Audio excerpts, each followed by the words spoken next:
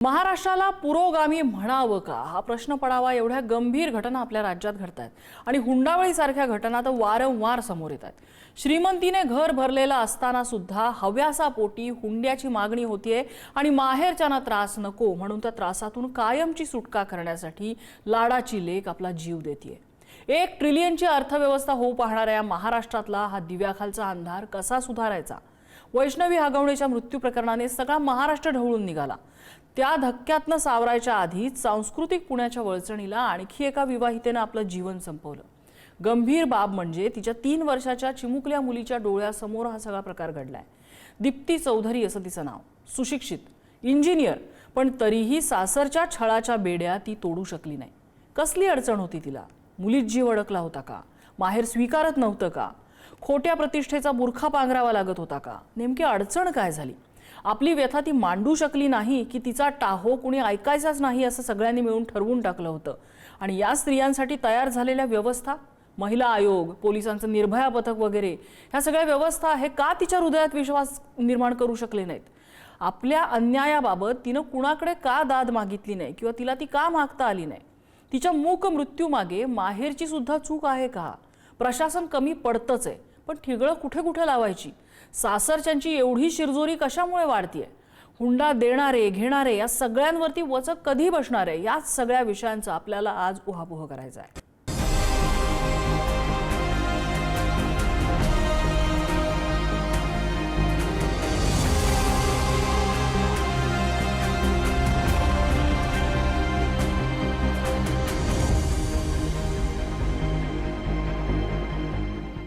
आणि याच विषयावर आपण बोलणार आहोत आणि या चर्चेत आपल्यासोबत सहभागी होत आहेत देवेंद्र मगर, जे दीप्ती चौधरी यांचे बंधू आहेत, रुपाली ठोंबरे आहेत आपल्यासोबत, राष्ट्रवादी अजित पवार पक्षाच्या नेत्या, आणि त्याचबरोबर अगदी काही वेळात शिवसेना उद्धव ठाकरे पक्षाच्या सुषमा अंधारे सुद्धा चर्चेत सहभागी होतील। मी सुरुवातीला देवेंद्रजी आपल्याकडे येते।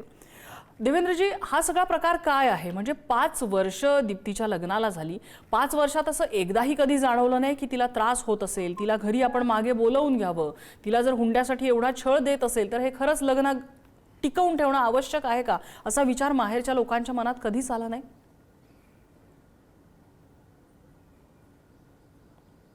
आला होता, पण एवढा त्रास होईल, एवढा त्रास देतात हे आम्हाला माहीत नव्हतं।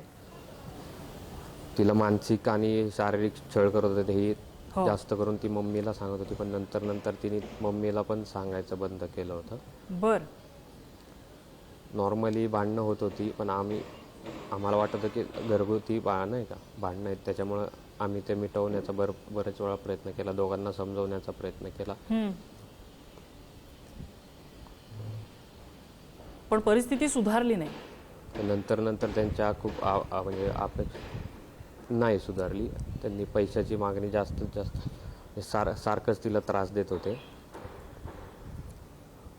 आम्ही आमच्या परीने प्रयत्न केला सर्व व्यवस्थित ठेवण्याचा, तिला समजवलं, त्या दोघांनाही समजवण्याचा प्रयत्न केला होता, पण नंतर तिने आम्हाला बऱ्यापैकी सांगायचंच बंद केलं होतं। म्हणजे आता शेवटच्या दिवशी जेव्हा तिने मम्मीला कॉल केला तेव्हा तिने सांगितलं। तिला हा असा त्रास लग्नाच्या सुरुवातीपासूनच होत होता की सुरुवातीला चांगला होता, नंतर परिस्थिती बिघडली? सुरुवातीला सुरुवातीला चांगलं होतं, नंतर त्याच्यानंतर पण म्हणजे जेव्हा भांडणं वगैरे होत होती किंवा हे होत होतं, आमचं बोलणं वगैरे झालं की 2-3 महिने परत ते व्यवस्थित होत होतं, सगळे व्यवस्थित राहत होते। परत 2-3 महिन्यांनी तिला त्रास द्यायला चालू केलं। तुम्ही असे किती वेळा बळी पडलात? म्हणजे तुमच्याकडे पैशांची मागणी किती वेळा झाली? तुम्ही किती वेळा हे पैसे देण्याचे प्रकार झाले, पैसे, दागिने किंवा इतर कुठल्याही प्रकारचा हुंडा हा तुम्ही किती वेळा दिला त्या 5 वर्षात?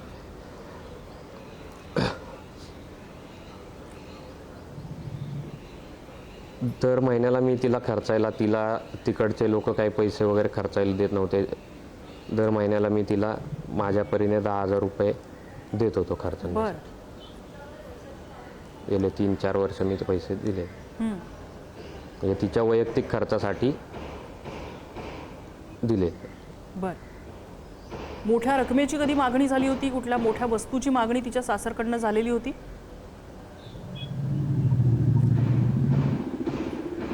हो, दिलेले आहेत ना पैसे. फर्निचरसाठी पैसे दिलेले आहेत, गाडी घेण्यासाठी पैसे दिलेले आहेत त्यांना, कॅश स्वरूपात पैसे दिलेले आहेत. बरेच वेळा अकाउंटलाही दिलेले आहेत, पण त्यातले बऱ्याचशा एंट्री त्यांनी परत सुद्धा म्हणजे आलेले आहेत ते.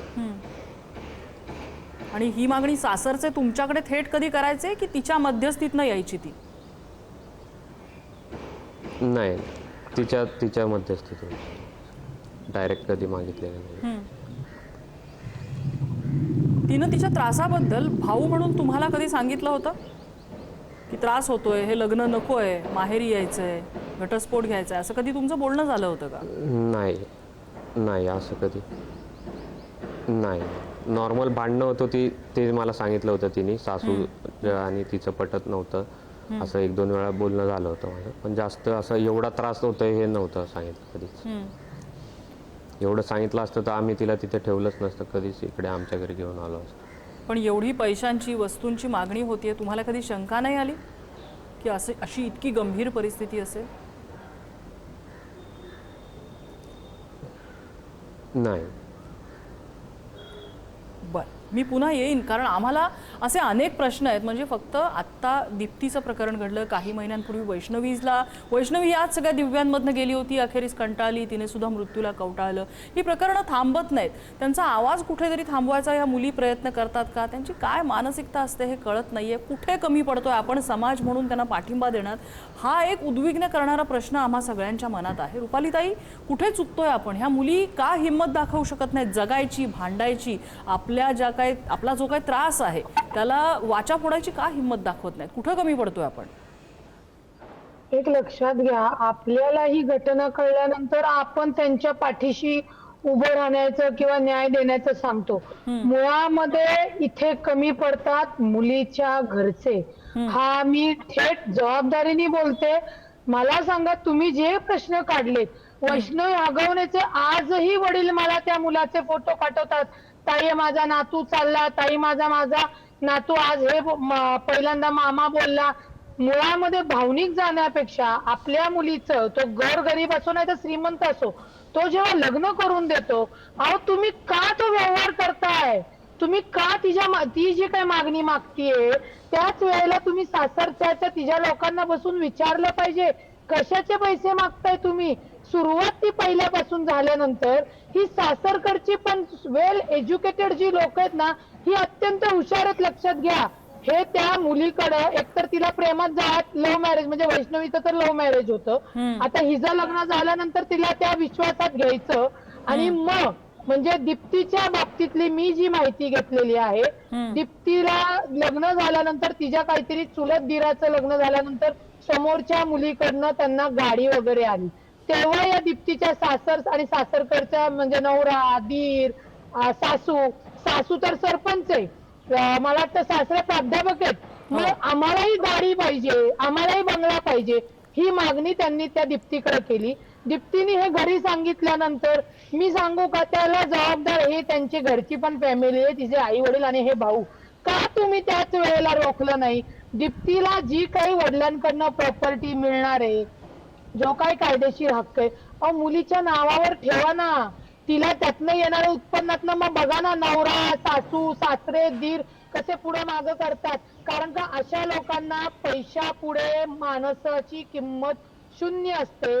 आता ही जरी दीप्ती चौधरीच्या माहेरचे मला असाही विषय कळला की तिच्या सासरनी आणि सासूनी, जी स्वतःला सरपंच समजते, लाज वाटली पाहिजे त्या बाईला, की तुझ्या भावामध्ये 50% जो तुझा हिस्सा आहे तो हिस्सा आम्हाला पाहिजे.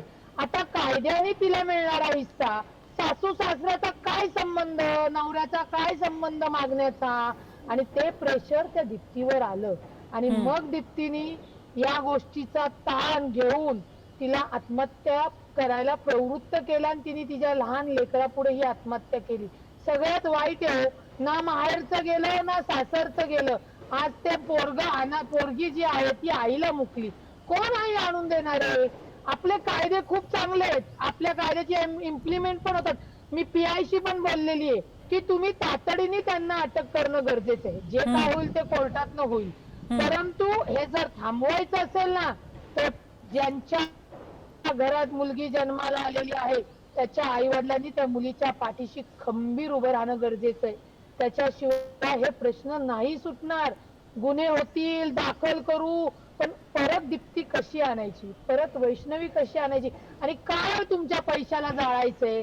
तुम्हाला एवढी मोठी लग्न आणि गाड्या देण्यापेक्षा, त्या नवऱ्याला हे देण्यापेक्षा, तो शिकलेला आहे, त्याच्या आई वडिलांनी त्याला शिकवलंय, आपली मुलगी आपण शिकवलेली आहे, त्या तुमच्या मुलीच्या नावावर ठेवा ना प्रॉपर्टी. बघा मग पुढे मागं कसं करतायत. आत्ताच मला दीप्तीचे भाऊ बोलताना मी ऐकलं, मी तिला 10,000 रुपये देत होता. ठीक आहे, भाऊ म्हणून तुम्ही देत होतात, परंतु तिला जे तुम्ही शिकवलं होतं, मग का नाही अशा घरात दिली की तिच्या त्या कर्तृत्वाला, तिच्या त्या शिकलेल्याला प्राधान्य मिळेल, तिला ती लढायची तयारी होईल. आज ती बिचारी या मी शिकलेली असून सुद्धा, एवढ्या चांगल्या घरात जाऊन सुद्धा, म्हणजे प्राध्यापक सासर म्हणजे सासरा, सासू सरपंच, जी समाजाला संदेश देणार, समाजाच्या लोकांची मदत करणार, आणि घरात जर ती अशी सुनेला वागणूक देत असेल, ह्या लोकांनी पण राजकारणात येऊ नये आणि समाजाने पण यांना स्वीकारू नये.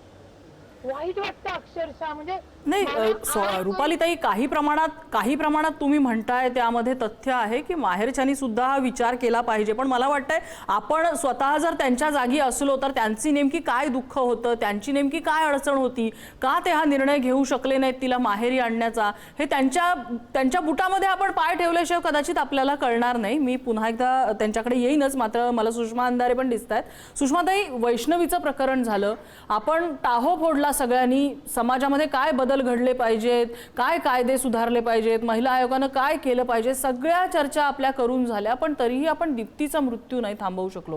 कुठे कमी पडतोय आपण? या अशा प्रकारच्या जेव्हा हुंडाबळीच्या केसेस होतात ना, तेव्हा मला असं वाटतं की या सगळ्या काय म्हणता येईल त्याला, क्षणिक चर्चा करण्यापेक्षा सर्वकालिक मुद्दे यातले फार महत्वाचे आहेत. आणि ते सर्वकालिक मुद्दे हे आहेत की आपण हगवणे प्रकरणाच्या वेळेलाही एक महत्वाचा मुद्दा चर्चेला घेतला होता की इथले सामाजिक मानदंड जे आहेत ते मोठे जाचक आहेत.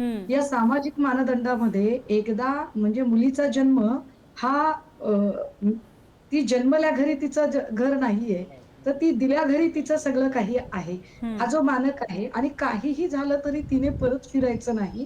ती परत फिरली तर मग तीच बदफैली करणारी आहे का, तिच्या चारित्र्यात खोट आहे का, किंवा मग तिच्या आई वडिलांच्या नावाला बट्टा लागेल का, अशा ज्या काही सोकॉल ज्या काही स्टिग्मा लागतो ना, त्याला घाबरणाऱ्या या मुली आहेत. जसं आपण म्हणताय की या संबंधाने असणाऱ्या यंत्रणा, या यंत्रणा काय करतात, या यंत्रणा हा मृत्यू थांबवू शकत नाहीत का, तर तो मृत्यू कसा थांबेल ताई?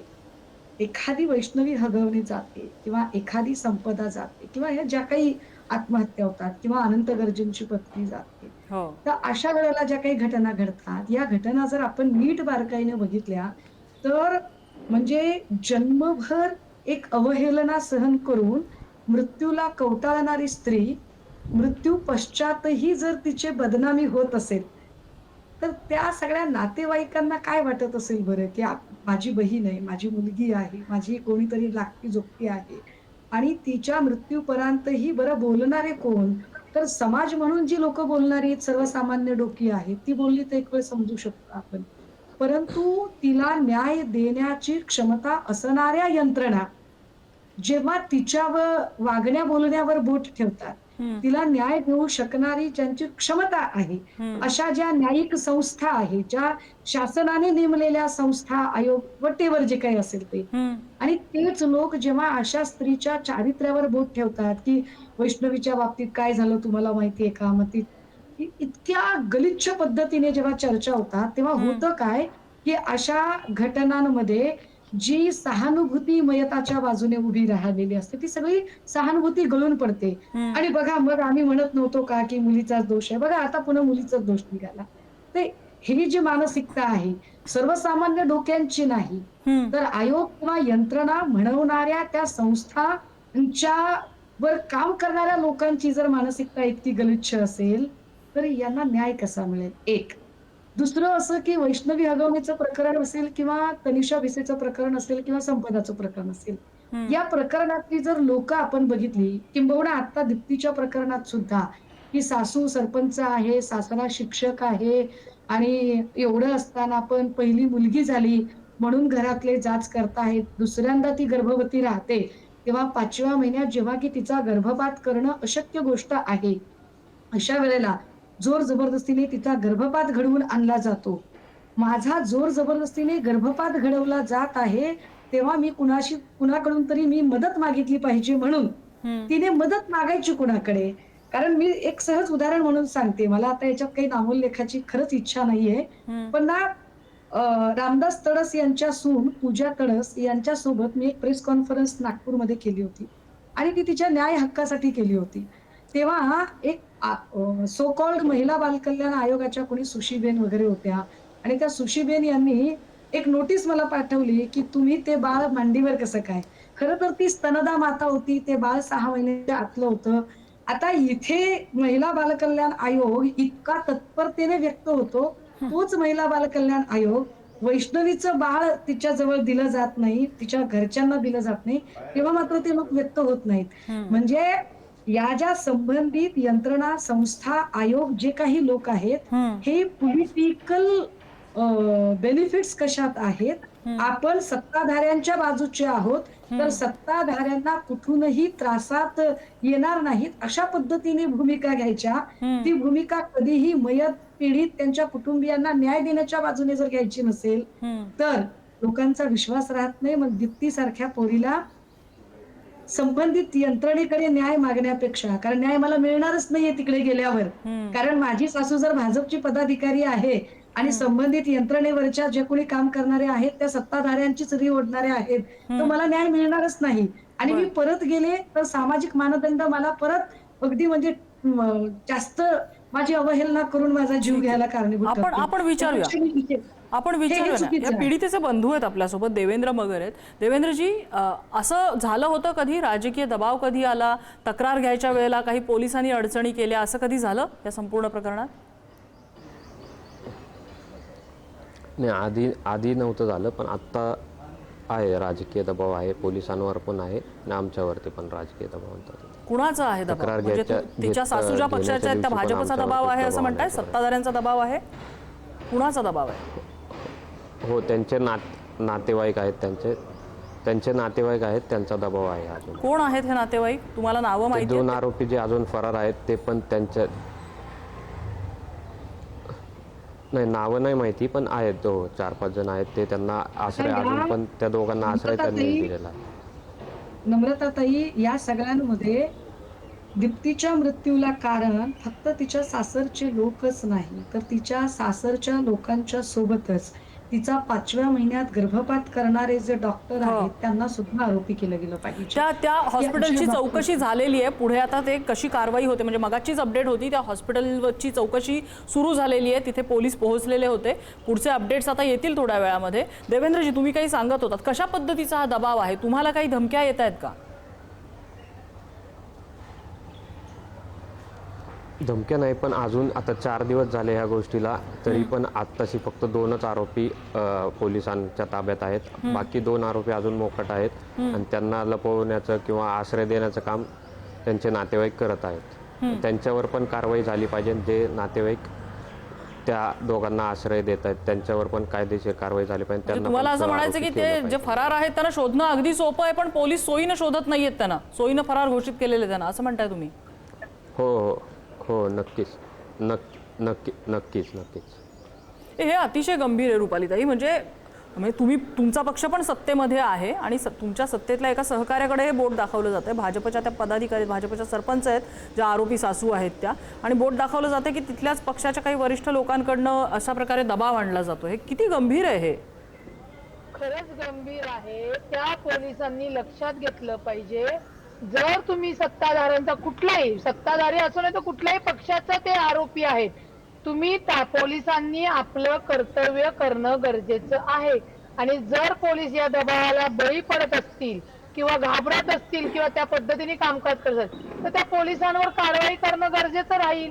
कारण का पोलीस समाजामध्ये जे काही गुन्हे घडलेले आहेत निष्पक्षपणे त्यांनी ती कारवाई करणे, पोलीस आयोग जो तपास अधिकारी त्याचं काम आहे.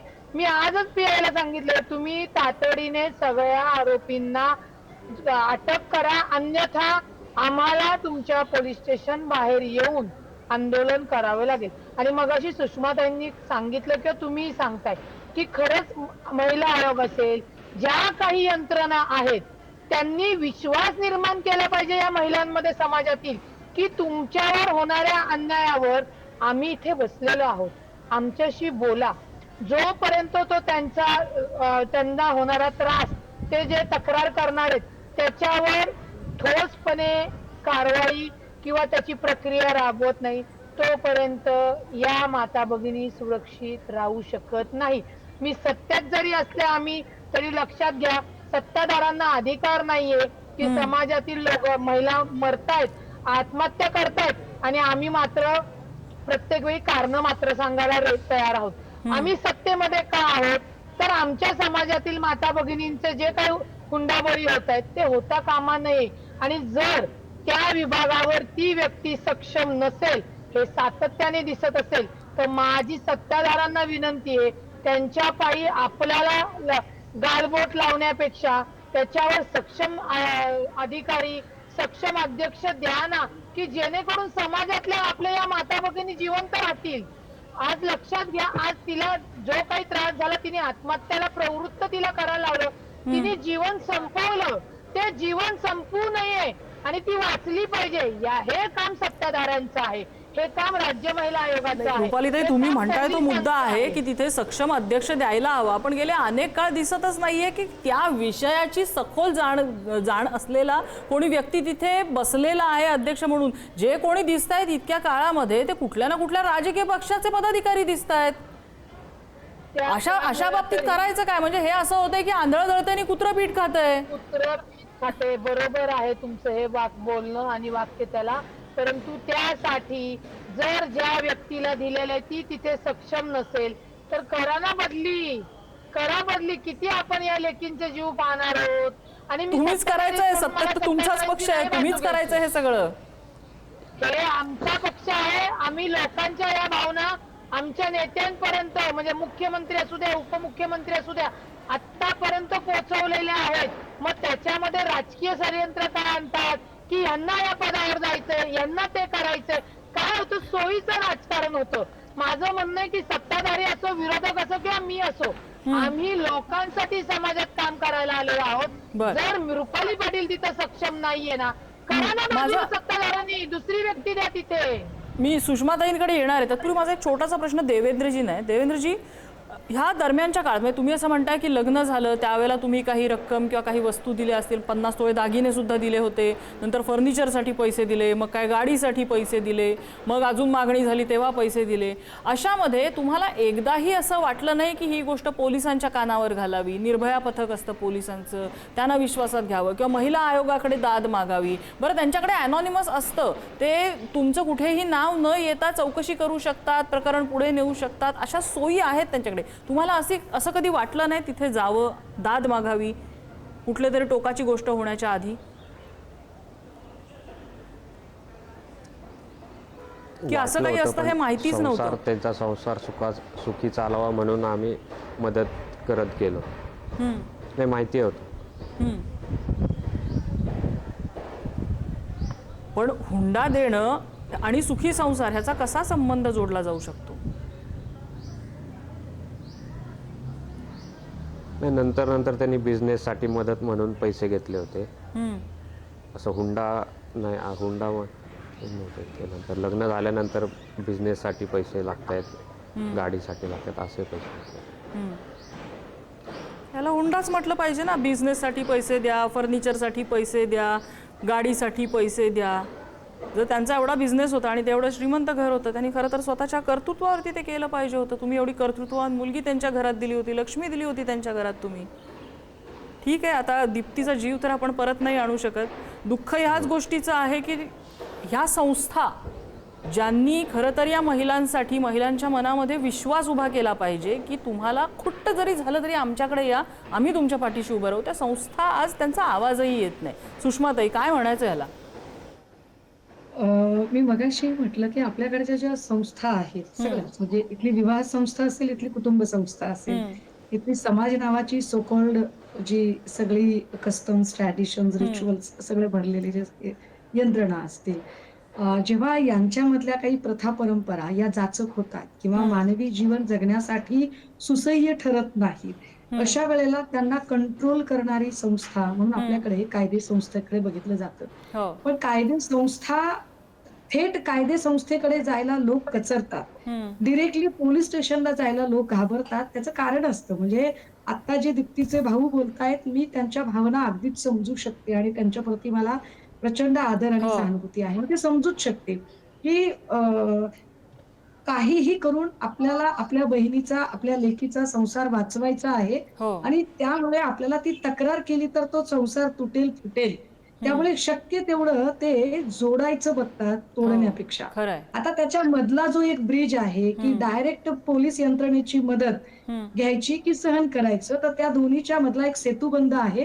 तो सेतुबंध आहे तो आयोगाचा. आता परत याला राजकीय कंगोऱ्याने बघितलं जाईल, पण मी हे फार जबाबदारीने आणि गांभीर्याने नोंदवलं पाहिजे, की ह्या ज्या यंत्रणा आहेत, जसं आपण म्हणालात, की त्याच्यामध्ये काही अनोनमस गोष्टी असतातच की जेणेकरून त्याची वाच्यता होणार नाही, त्याचा बबळा होणार नाही, त्याचं समुपदेशन. हो. कारण आयोग म्हणजे काय? तर समावेशन, सशक्तीकरण आणि समुपदेशन अशा अगदी. 3 मुद्द्यांवर काम केलं जातं. तर हे जे समुपदेशनाची जी गोष्ट आहे, ही समुपदेशनाची गोष्ट कधी होऊ शकते?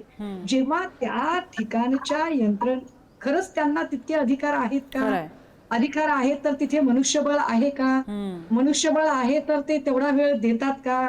एवढ्या सगळ्या ज्या केसेस घडतात त्याच्यामध्ये किती लोकांचं समुपदेशन केलं जातं?